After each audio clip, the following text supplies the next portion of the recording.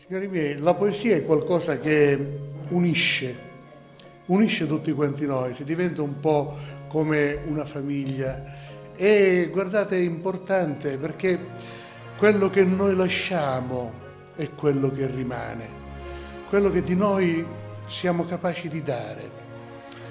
E ve lo voglio dire in poesia, con una poesia che scrissi ben 33 anni fa, figuratevi, dedicata ai legami che noi riusciamo a creare nella vita.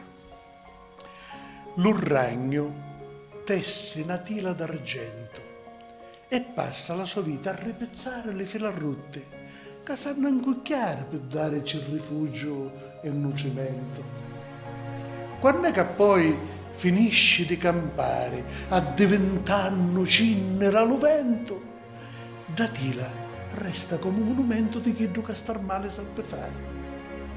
E l'omine all'Urragno assomigliamo, che a quello nostro fare ad ogni giorno stennemo tante fila e le incucchiamo.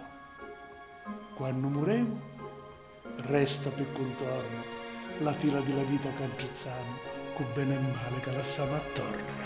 Grazie a voi.